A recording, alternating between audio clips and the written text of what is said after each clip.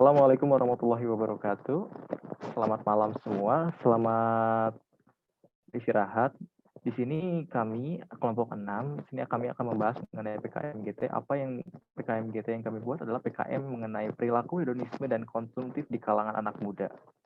Next.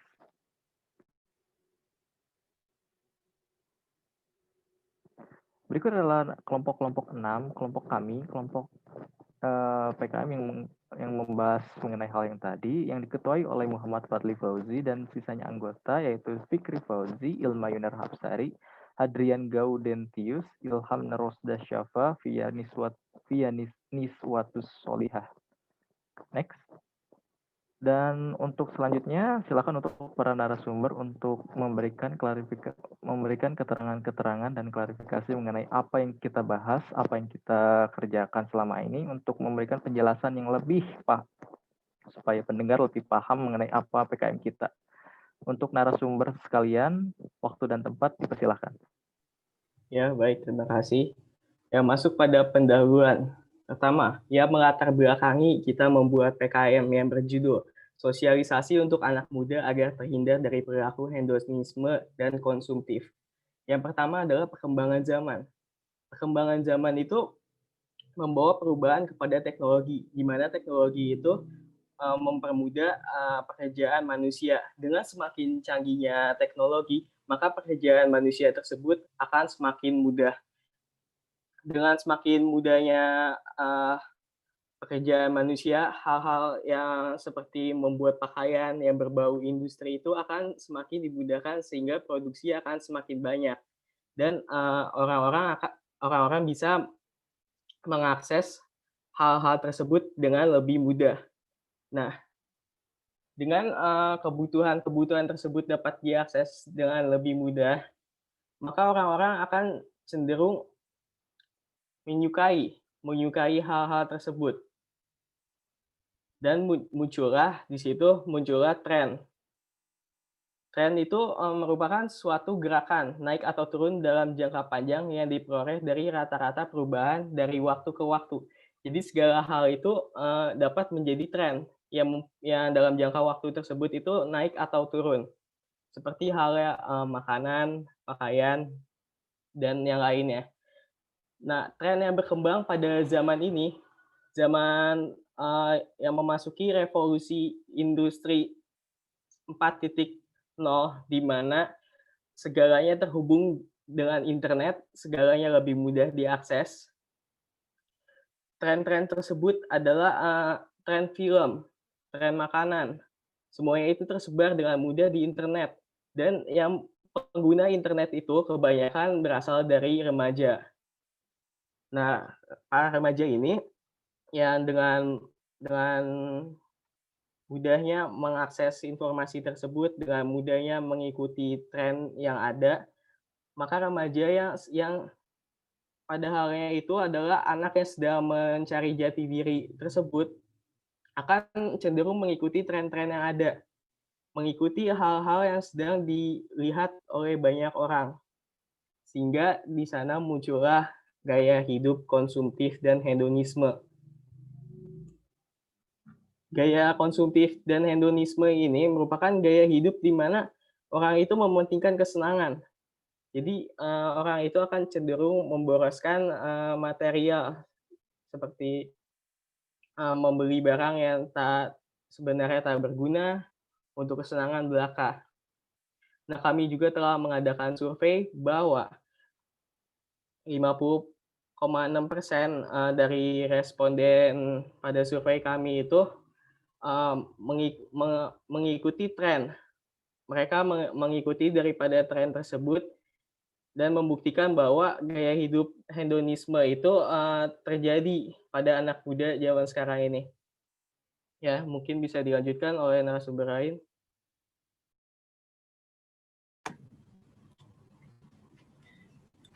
Ya, selanjutnya adalah tujuan kenapa kami mengambil PKM ini. Yang pertama itu adalah untuk mengetahui hubungan antara perilaku hedonisme dan sifat konsumtif. Yang kedua, untuk mengetahui gaya hidup kalangan anak muda terkait perilaku hedonisme. Yang ketiga, untuk mengetahui dampak dari globalisasi yang semakin berkembang terhadap perilaku remaja. Yang keempat adalah mencari solusi untuk mengedukasi anak muda supaya terhindar dari perilaku hedonisme dan konsumtif. Ya, next. Kondisi kekinian pencetus gagasan. Nah, saat ini zaman sudah jauh berubah. Banyak penemuan-penemuan baru yang mengubah gaya hidup masyarakat, mulai dari fashion, makanan, pola pikir, cara bergaul, dan lain-lain. Nah, untuk mengetahui perubahan gaya hidup itu, khususnya di kalangan anak muda, kami melakukan survei kepada anak muda mengenai gaya hidup konsumtif dan hedonisme. Nah, berdasarkan survei itu didapatkan beberapa data. Yang pertama adalah grafik banyaknya uang yang dihabiskan untuk hiburan. Nah, dari grafik ini dapat dilihat bahwa 46,1% anak muda itu menghabiskan uang sekitar 50.000 sampai 100.000 untuk sekali belanja atau nongkrong gitu. Nah, belanja atau nongkrong ini kan sesuatu yang sifatnya menghibur ya, yang suatu sifatnya itu hiburan dan hanya sementara gitu. Ini mencirikan bahwa emang di anak muda itu memang sekarang itu lagi banyak gaya hidup konsumtif di kalangan anak muda, banyak ditemukan gaya hidup konsumtif di kalangan anak muda. Nah, ini juga gaya hidup ini, khususnya banyaknya uang yang dihabiskan untuk hiburan ini, dipengaruhi oleh cara bergaulnya anak muda tersebut, lingkungan, tempat tinggal, daerah asal, dan sebagainya. Jadi faktor lingkungan itu menjadi faktor penentu dalam gaya hidup itu. Gitu. Selanjutnya next. Nah, data kedua yang kami dapatkan dari hasil survei adalah pertimbangan responden saat membeli barang. Dari grafik ini diketahui 71 orang atau 79,8% responden itu membeli barang dengan pertimbangan harga yang pertama. Yang kedua, ada 68 orang atau 76,4% responden itu membeli barang dengan pertimbangan kegunaan. Namun, tidak sedikit juga, ada sekitar 21 orang atau 23,6% responden itu membeli dengan pertimbangan brand. Tentunya, seperti yang kita tahu, barang-barang branded itu kan emang harganya itu jauh di atas rata-rata pasar gitu kan. Nah, ini disebabkan karena anak muda itu kan sedang mencari jati diri ya, ingin kelihatan beda dengan teman-teman sebayanya. Nah, untuk supaya dia tampil beda itu, dia menggunakan barang-barang brand. Nah, branded ini juga dipengaruhi oleh tren, seperti yang ditunjukkan oleh grafik selanjutnya. Next. Nah, ya next.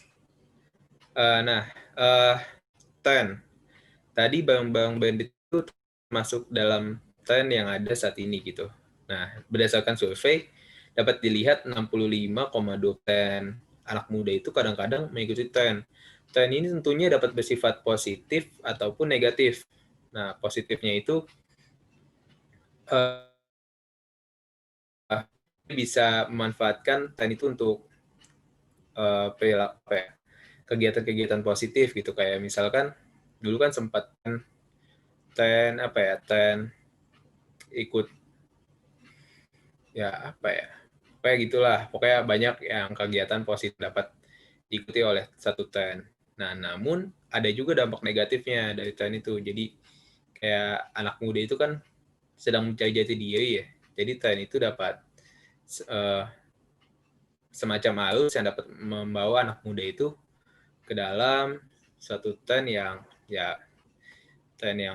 negatif. Contohnya kayak tren makanan, tren fashion, tren game online yang dapat membawa anak muda itu ke perilaku yang konsumtif gitu.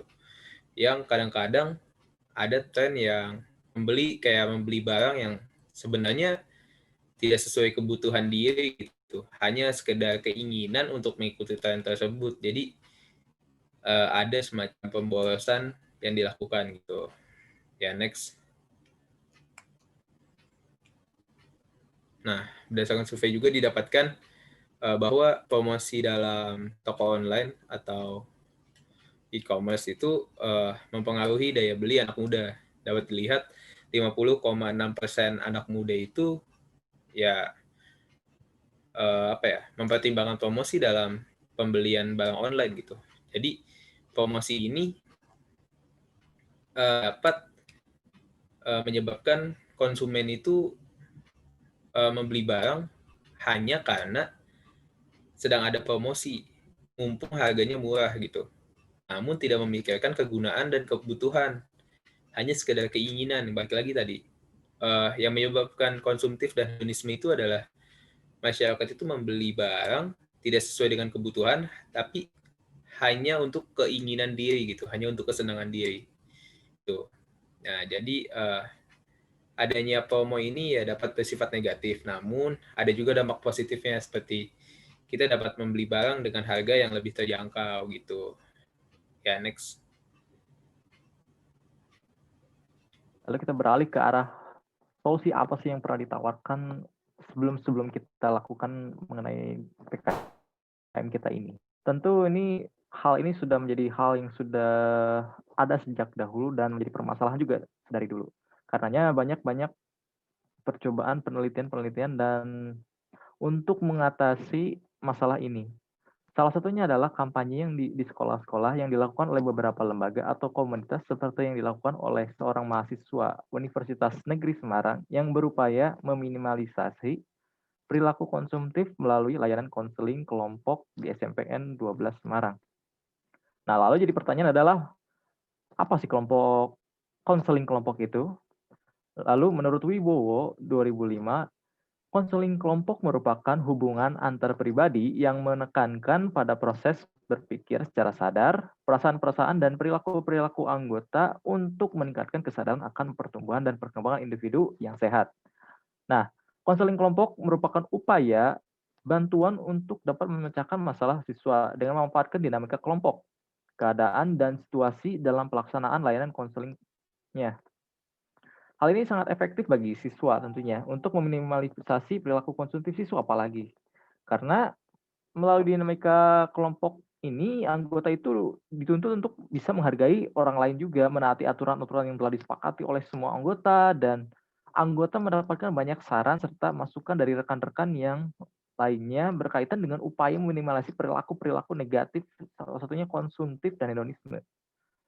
Nah, yang tadi saya jelaskan adalah merupakan solusi yang pernah ditawarkan secara eksternal, secara keluarnya. Lalu bagaimana sih secara internalnya? Nah, kami sudah melakukan beberapa searching dan riset dan segala macamnya. Kami menemukan beberapa di website mengenai hal-hal yang dapat meminimalisasikan sifat hedonisme dan konsumtif dalam diri suatu individu.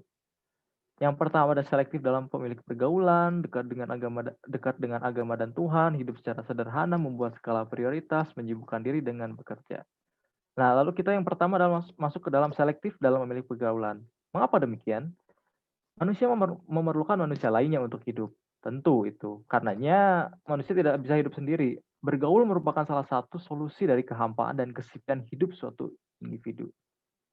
Bergaul juga dapat mempengaruhi baik kehidupan, sifat, pola pikir, dan kehidupan individu tersebut. Lalu apabila kita mengikuti teman yang memiliki sifat negatif, maka kita pun akan terpengaruh dengan hal negatifnya. Begitupun sebaliknya. Karenanya hal ini penting untuk kita amati dan cermati, supaya kita itu menjadi pribadi yang baik dan mempunyai perilaku, sikap, dan sifat yang juga. Yang kedua ada dekat dengan agama dan Tuhan. Tuhan sendiri merupakan tempat bergantung dan kembalinya seluruh makhluk hidup di dunia. Keberadaan Tuhan dan agama juga diperlukan sebagai pegangan dan pengarah kehidupan manusia di muka bumi. Tanpa keduanya manusia berjalan tanpa arah dan tujuan, dan manusia juga akan kehilangan moralnya.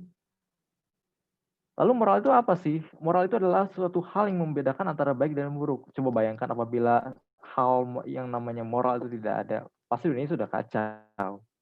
Nah, jika kita selalu ingat akan keberadaan Tuhan, maka kita akan selalu terhindar dari sifat-sifat negatif, sifat-sifat negatif tentunya, terutama yang sifat negatif duniawi lah, yang contohnya seperti hedonisme yang kita omongkan saat ini dan perilaku konsumtif yang muncul ketika revolusi industri sudah mulai merebak terutama di Inggris. Selanjutnya adalah hidup secara sederhana. Kesederhanaan sendiri merupakan lawan dari sifat konsumtif dan hedonisme. Karenanya, kesederhanaan itu bisa menangkal kita untuk serakah dan berfoya-foya. Nah, menerapkan kesederhanaan dan menjalankan kehidupan secara sederhana ini juga dapat menghindarkan kita dari sifat-sifat hal tersebut. Apabila kita hidup sederhana, maka sifat, pola pikir, dan apapun yang kita inginkan itu menjadi sederhana, sehingga kita bisa menahan yang namanya hedonisme dan konsumtif. Selanjutnya adalah membuat skala prioritas.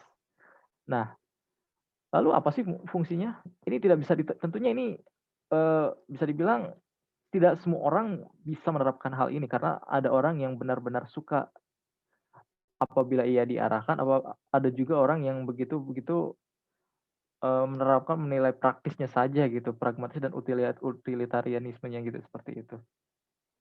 Lalu tujuan yang terarah dapat membuat lebih efisien dan efektif tanpa bisa merugikan diri kita sendiri.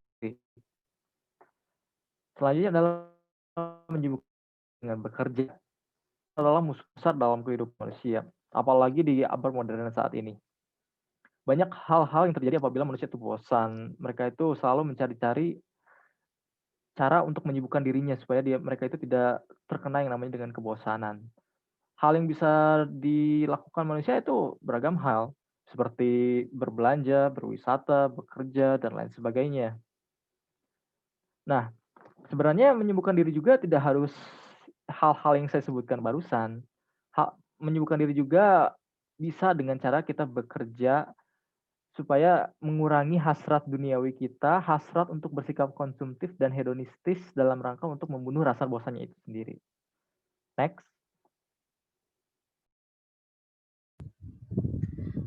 Untuk gagasan baru yang ditawarkan, solusi yang tepat, efektif, dalam, dan masif diperlukan dalam mengurangi dampak westernisasi berupa sifat konsumtif dan hedonisme di tengah kalangan muda. Sifat ini berada dalam diri dan bisa saja hal itu tidak disadari jikalau ia memiliki sifat demikian. Solusi yang ditawarkan pun harus bisa menyentuh dan mengubah sifat dari seseorang tersebut. Waktu yang diperlukan tentu tidaklah sedikit, perlu waktu yang panjang dan terarah dalam resolusinya. Berikut adalah solusi baru yang dapat diperhitungkan. Yang pertama, guru sebagai pembimbing siswa di sekolah perlu mengefektifkan layanan konseling kelompok bagi siswa khususnya yang masih memiliki perilaku konsumtif tinggi dan menciptakan konseling kelompok atau kegiatan berbagi pengalaman seefektif mungkin sehingga dinamika kelompok dapat terbentuk dengan baik. Yang kedua, membuat konten mengenai perilaku konsumtif dan hedonisme yang dapat dilihat oleh banyak orang. Contohnya di Instagram, YouTube, TikTok, dan lain-lain. Mengingat hampir semua anak muda di Indonesia sudah memiliki telepon genggam dan memiliki akun media sosial, sehingga sosialisasi dapat menjangkau anak-anak muda yang berada di berbagai daerah. Konten yang dibuat juga harus menarik perhatian. Contohnya adalah disertakannya influencer ternama yang dapat mengajak orang lebih banyak lagi, serta ditambahkan juga tips-tips dan cara-cara mengelola uang, investasi, dan lain-lain, agar uang yang sebelumnya digunakan hanya untuk hiburan semata dapat menambah pemasukan bagi individu tersebut. Yang ketiga, tidak putus hanya sampai membuatkan konten saja, kita juga harus mengajak para netizen untuk memviralkannya agar dampak yang dirasakan lebih luas lagi.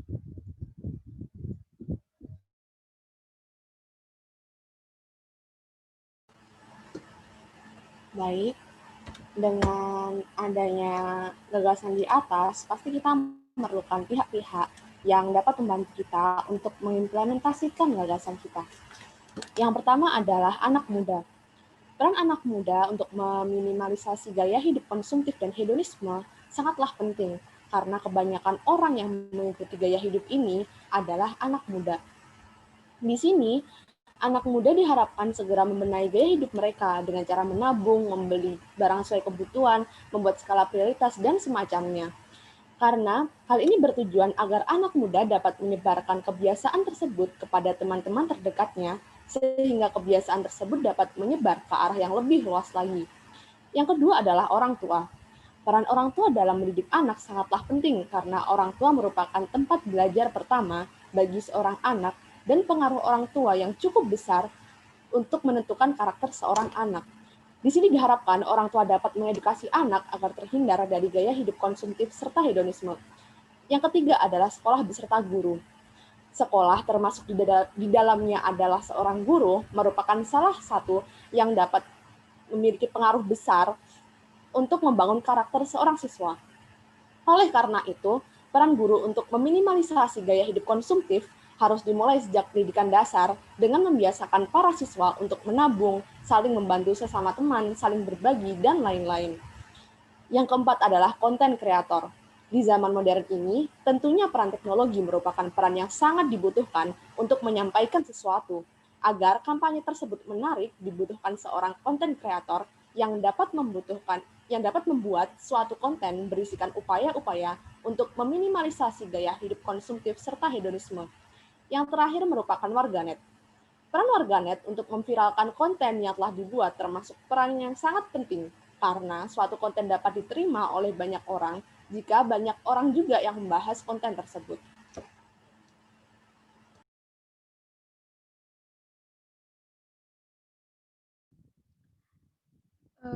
Langkah-langkah strategis diperlukan untuk keberhasilan solusi baru yang diberikan dalam permasalahan sifat konsumtif dan hedonisme di kalangan muda. Langkah demi langkah perlu diperhatikan agar hasil yang diberikan dapat memuaskan dan sesuai dengan tujuan awal PKM ini dibuat. Langkah-langkah yang perlu dilakukan supaya solusi dapat berjalan dengan baik antara lain yang pertama mengedukasi sekolah dan guru mengenai gaya hidup konsumtif. Yang kedua, mengedukasi siswa menggunakan cara konseling kelompok yang dibimbing oleh seorang guru dan mengefektifkannya. Yang ketiga, membuat konsep konten yang ingin dibuat secara matang dan menarik agar dapat diterima oleh banyak orang. Yang keempat, membuat konten sesuai rencana yang telah ditetapkan. Yang kelima, menyebarkan konten tersebut pada media sosial. Yang keenam, memviralkan konten tersebut dengan bantuan warganet. Yang ketujuh, mengikutsertakan berbagai influencer dari berbagai tempat dan bidang untuk mempromosikan bahaya sifat konsumtif dan hedonisme dalam diri kalangan muda.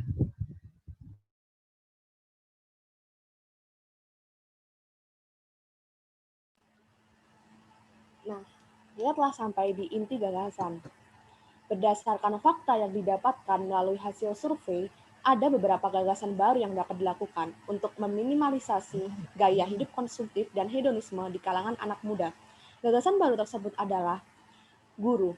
Guru sebagai pembimbing siswa di sekolah perlu mengefektifkan layanan konseling bagi siswa. Guru dapat berperan dalam membimbing siswa saat melakukan konseling kelompok agar setiap siswa dapat mengeluarkan keresahan ataupun pendapat di dalam dirinya untuk dicarikan solusi bersama. Agar dapat berjalan efektif, konseling kelompok ini perlu dilakukan secara berkala. Lalu, konten. Membuat konten mengenai perilaku konsumtif dan hedonisme yang dapat dilihat oleh banyak orang, contohnya Instagram, YouTube, TikTok, dan lain-lain. Mengingat hampir semua anak muda di Indonesia sudah memiliki telepon genggam dan memiliki akun media sosial, sehingga kampanye yang dilakukan dapat menjangkau anak-anak muda yang berada di berbagai daerah. Dan yang terakhir, tidak putus hanya sampai pembuatan konten saja. Kita juga harus mengajak para warganet untuk memviralkan agar dampak yang dirasakan lebih luas lagi. Karena tanpa adanya bantuan warganet, akan hanya ada sedikit orang, khususnya anak muda, yang akan mendapatkan manfaatnya.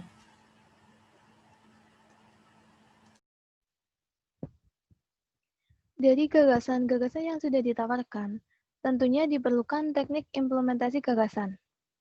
Teknik implementasi yang akan dilakukan dalam upaya untuk menghilangkan sifat konsumtif dan hedonisme di kalangan anak muda adalah yang pertama, tahap sosialisasi guru dan orang tua.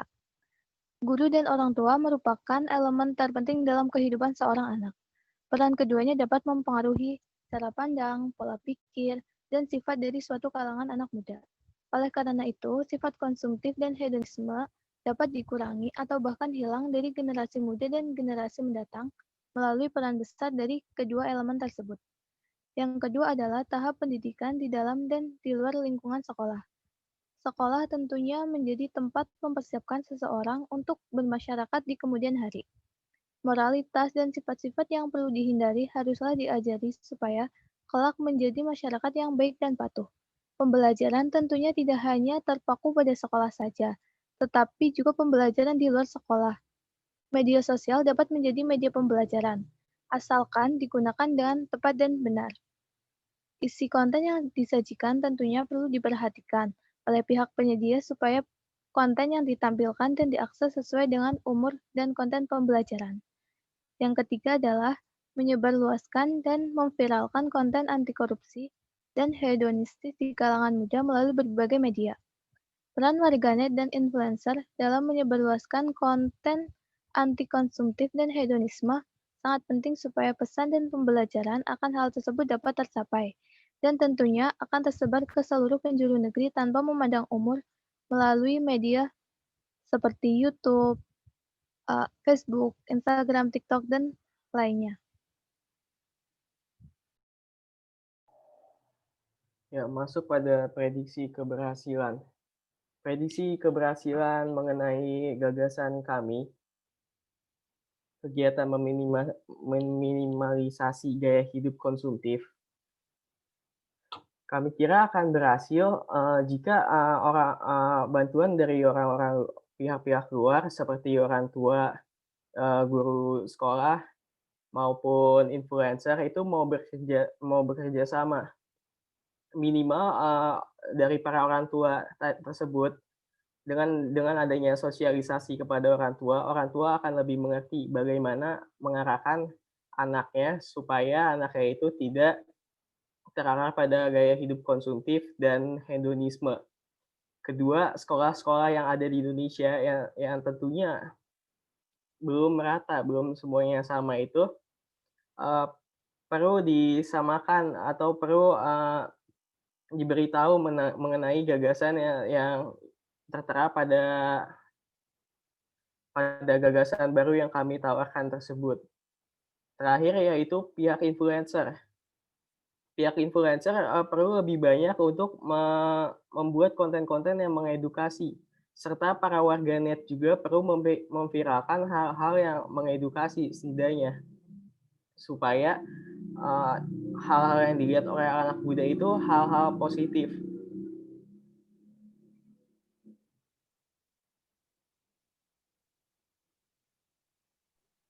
Ya, barusan adalah seluruh pemaparan dari narasumber-narasumber kami mengenai PKM yang kami buat mengenai hedonisme dan konsumtif di kalangan muda. Yang tentunya ini adalah masalah yang harus diperhatikan semua orang, terutama ini menyangkut generasi-generasi yang akan mendatang, generasi-generasi penerus bangsa. Tentu kami mengambil sumber tidak begitu ambil saja. Kami mengambil dengan cara mengutip, dan berikut ini adalah daftar pustaka. Daftar pustaka di mana sumber-sumber yang kami ambil. Apabila saudara-saudara sekalian ingin mengunjungi atau ingin melihat atau ingin mempelajarinya lebih dalam, silahkan saja, dipersilahkan. Next. Dan itu adalah sekian seluruh dari pemaparan dari kelompok kami, kelompok 6. Terima kasih atas perhatiannya. Dan apabila ada saudara-saudara sekalian ingin mempunyai pertanyaan atau keluh kesah atau mungkin sanggahan, kritik, dan saran, mungkin bisa saudara langsung tulis saja di kolom komentar di bawah. Terima kasih atas perhatian saudara sekalian. Mohon maaf apabila kelompok kami banyak kesalahan kata dan dalam hal penulisan PKM atau mungkin dalam hal pemaparan presentasi saat ini. Karena kesempurnaan tidak dimiliki oleh manusia, karena kesempurnaan hanya dimiliki oleh Tuhan. Karenanya, akhir kata, terima kasih. Wassalamualaikum warahmatullahi wabarakatuh.